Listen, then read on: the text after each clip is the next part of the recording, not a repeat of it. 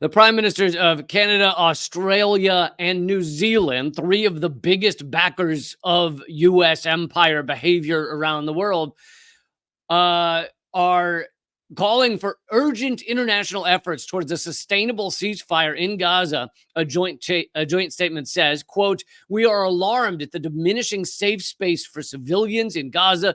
The price of defeating Hamas cannot be the continuous suffering of all Palestinian civilians," they said in a statement. And again, this is a big step coming from each of those three countries is in the Five Eyes. These are the five main surveillance countries of the U.S. empire: U.S., Britain, Canada, Australia, and New Zealand. And those three are part of that block. And for them to begin to back away from just, we support Israel no matter what, I don't give a shit, and I'm going to do a Southern accent because I can't do a New Zealand one. For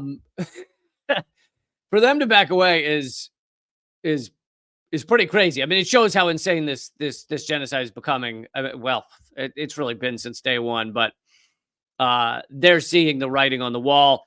And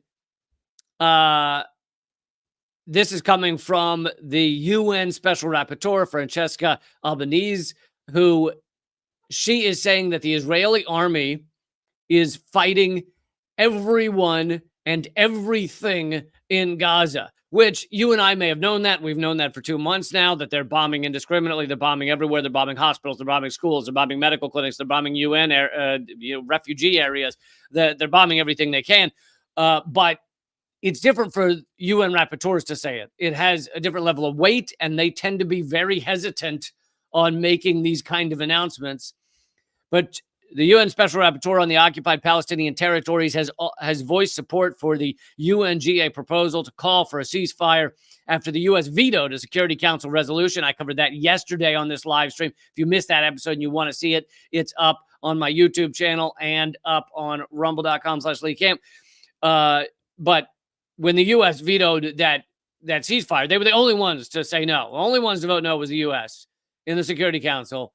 And they proved that the UN can no longer do the most basic job the UN has, which is stop genocides. We know that the UN can't stop violations of international law. They can't stop war crimes. They can't stop apartheid states, which Israel's been for generations. But the one thing it seemed like was their base level was like, let's stop genocides. And they have failed to even do that. That's what I covered yesterday. Anyway, she said the Israeli army is fighting everyone and everything in Gaza, including the UN. This is unacceptable and profoundly unlawful. They've killed, I think it's 100 UN workers so far. Truly just egregious, a war crime at every corner. And in case those of you missed it a few episodes ago, I went through the dictionary definition of genocide as posted on the Holocaust Memorial Fund's website, and they're getting their information from the UN. The dictionary definition of genocide, and Israel is ticking off every single box. You can go down and just say, yup, yup, yup, yup. There is zero argument that this is not a genocide, that this is not ethnic cleansing. So not only are Canada, Australia, and New Zealand beginning to back away, but you even see Biden. Now, I know these are words. These are not actions. The actions are horrific. The Biden administration just bypassed Congress and sent thousands of more tank shells to Israel without even going through Congress, which is supposedly what Congress is supposed to do. So, yes, his actions are as genocidal as you can imagine. But it's rare that you see the U.S. administration, the presidential administration, get to a point that they're even criticizing Israel in public in any way. And Biden has said that Israel is starting to lose support because of the Gaza bombing. Biden's warned that Israel is starting to lose support from the international community because of their relentless bombing. He said, quote, they're starting to lose that support at a campaign fundraising event in Washington, as reported by Reuters. Biden also said Netanyahu needs to change his hardline government. Uh, but I know these type of statements mean nothing if you're sending tank shells and other forms of bombs and you're helping pilot the drones overhead.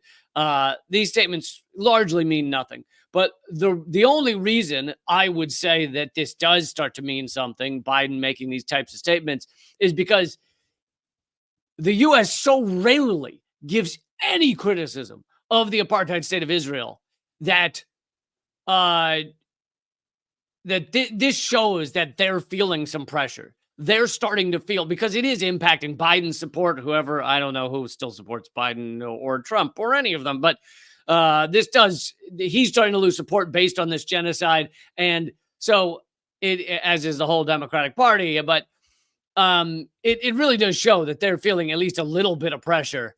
That being said, again, behind closed doors, they're sending more tank shells so the genocide can continue.